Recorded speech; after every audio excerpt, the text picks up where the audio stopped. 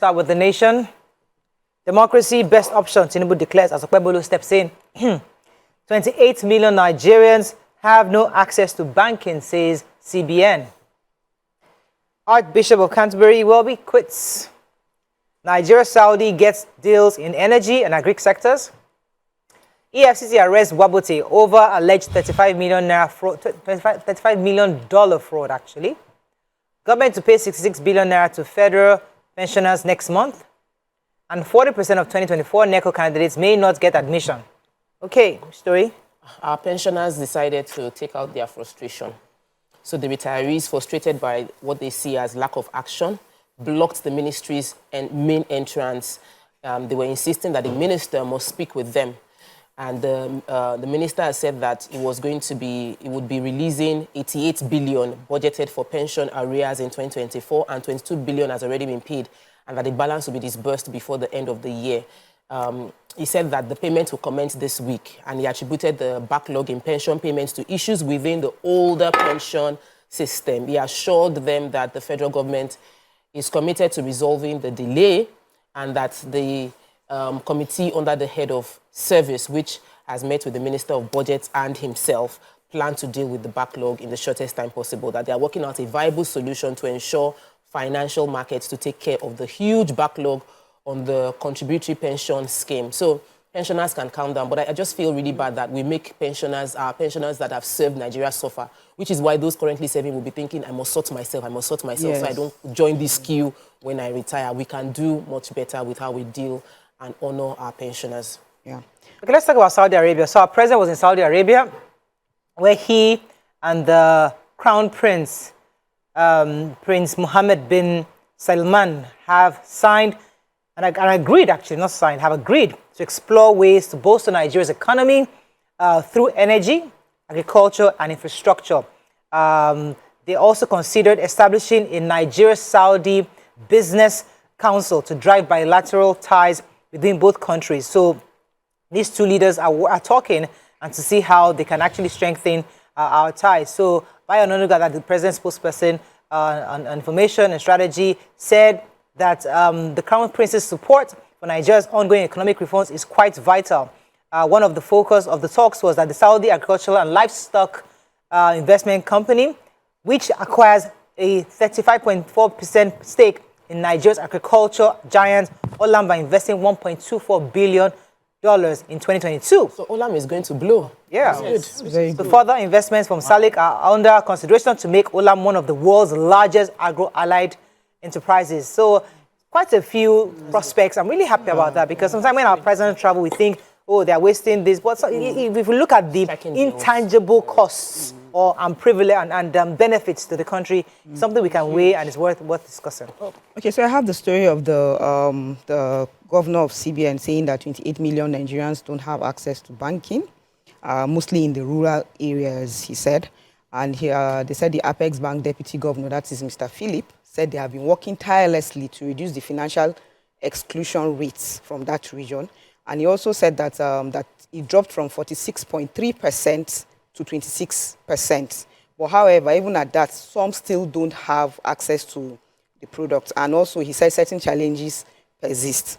So he said that they are trying to make sure that there's financial inclusion, and because he said the financial inclusion is so important that it has the potential to unlock significant economic growth, particularly through the empowerment of small and medium-sized enterprises, women and other vulnerable segments of the population. That is, if the rural areas are able to get access to these banking platforms, they'll be able to collect loans, and collecting loans, of course, they'll have more money. He said Nigeria has what it takes to deepen financial inclusion and support the growth of business and the economy. Okay. Let's see how that goes. So the Executive Secretary of National Senior Secondary Education Commission, Dr. Iela Ajayi, has said 40% of this year's National Examination Council candidates may not proceed to tertiary institutions for not having credits in mathematics and English language. He said this in Cross River State yesterday while having a 5-day capacity building building workshop for selected English language and mathematics teachers in the South. Yes, so he also said that it is one thing for you to have a beautiful curriculum, state-of-the-art facilities and infrastructure without trained teachers. who are the curriculum implementers, that this cannot develop the nation's educational system.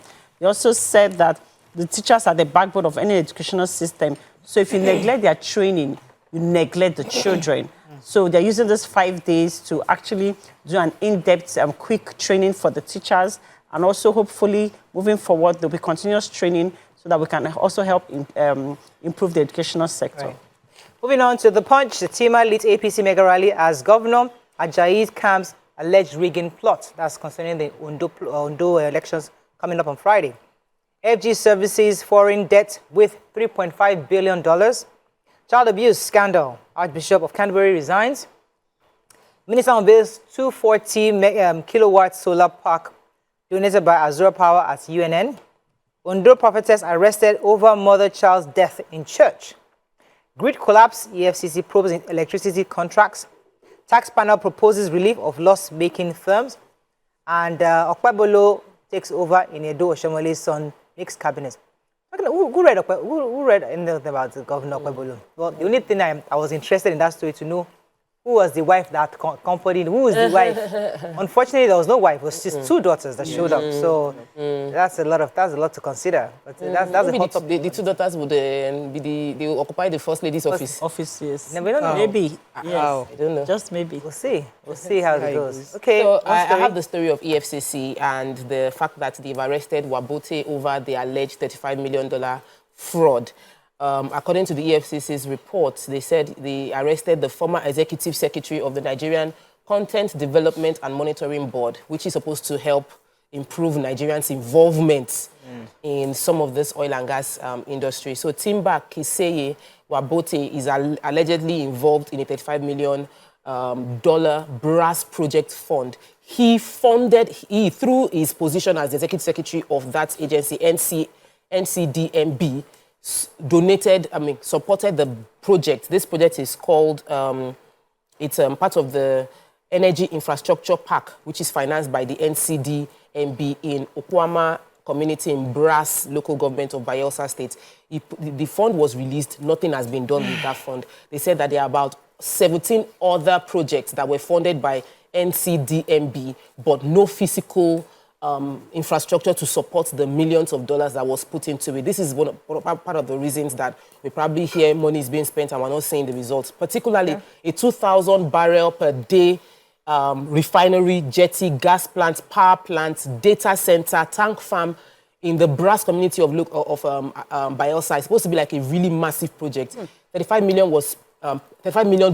was contributed as far back as 2020, but there is no project on ground. So the CEO of that company, Dr. Akintoye Akindele, has been arrested by EFCC, and in conjunction with that arrest and investigation, they now arrested the executive secretary. Let's go on a very short break. When we come back, we continue with our review. Stay with us. We'll be right back.